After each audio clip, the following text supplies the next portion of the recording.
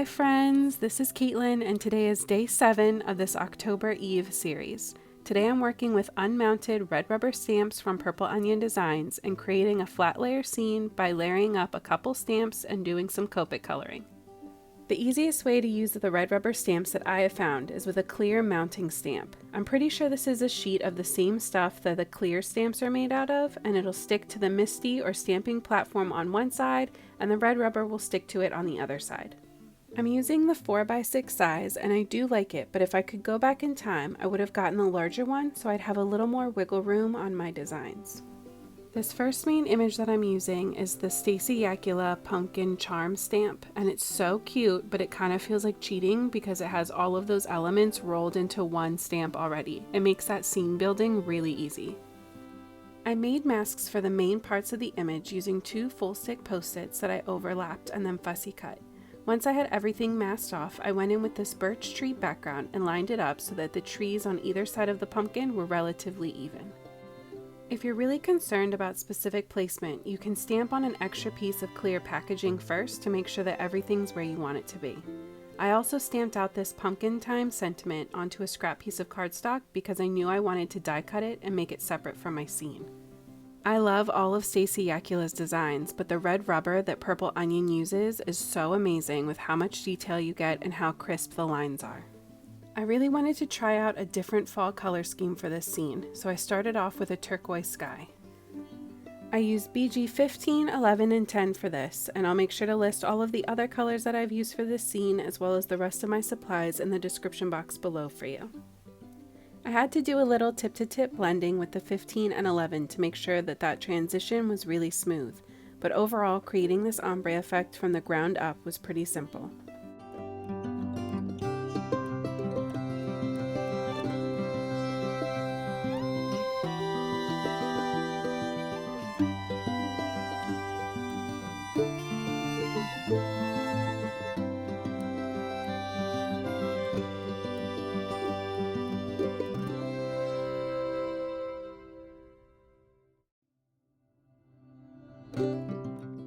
For the grass, I decided to go in with the YG family for a more olive green feel, and I really love how it looks against that turquoisey sky.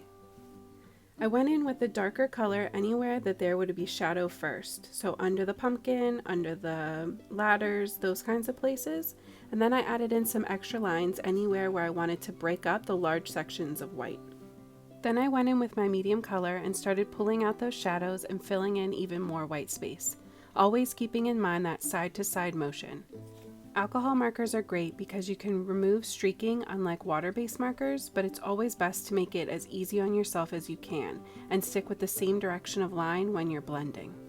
Because my lightest shade was so much lighter and brighter than the others, I layered it over all of the grass to help me marry up the tones. Because the inks are translucent, you can layer them to create your own shades when you need to.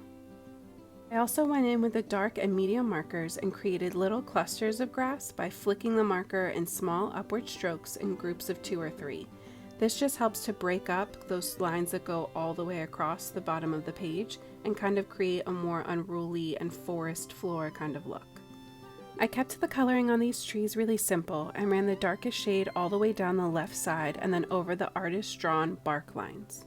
Then I went in with the medium marker over the middle of the trees and the lightest shade on the right hand side.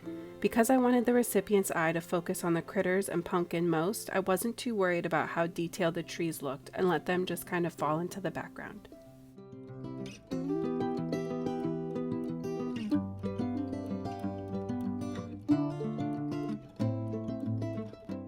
I also decided that I wanted there to be more trees, so I drew in some of my own. The further away something is from us in a landscape, the lighter it appears, so I went in with a medium color first to draw out the bodies of the trees and added in some branches just to the top. Then I went in with a tiny bit of the darker shade just to that left edge for continuity, but I used way less than before. I also used that shade to draw in little double lines in a few places to match up with the birch bark lines from the stamped ones. This was really simple. It's kind of like just drawing in little equal marks here and there. Again, not overthinking the detail because these are just going to be extra in the background.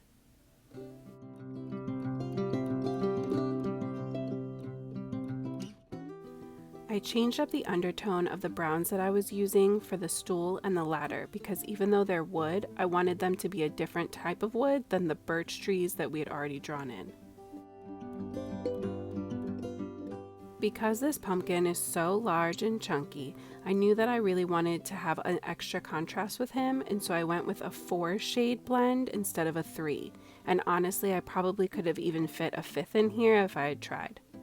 In the top section, I'm creating shading by just going with the artist drawn lines, but at the bottom, I wanted to create a more rounded effect, and so I'm leaving a tiny little gap right on the edge, so that way there's room to leave a highlight in between all of those darker tones. This will really help in creating a rounded effect. Just like always, I went in from my darkest shade up to my lightest, and because this was such a big space to fill and I really wanted it to be very saturated, I did go in with 2 layers of all of the colors. So you'll see me working through each of those as I'm starting to blend and build everything out.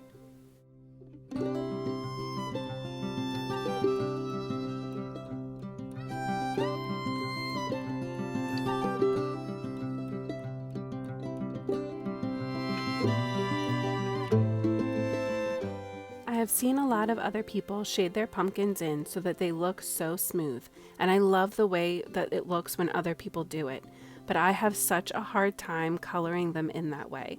My brain really loves a bumpy textured pumpkin, I guess, and that's how this one ended up too, but I think that it's awesome, and I think that it's really striking against that turquoise sky.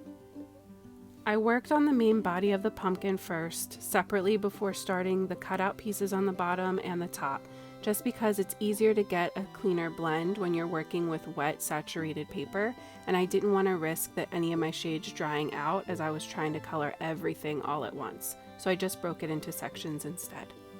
I really wanted to keep my critters nice and neutral next to all of that orange, so I used the warm grays to color them in, just making the mouse a little bit darker than the bunny.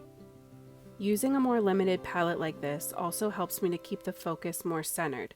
I think because everything on either side of that pumpkin is very balanced, even though it's not symmetrical, both in color and placement between the trees and the animals.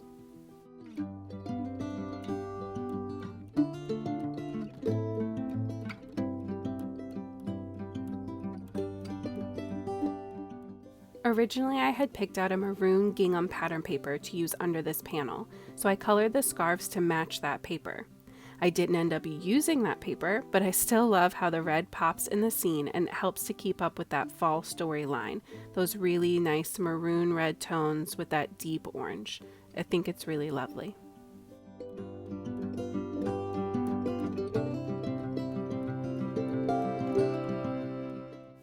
For my sentiment, I decided to go in with some of the same oranges from the pumpkin and create just a simple ombre effect up behind the letters before I die cut everything out with this really fun stitched banner die.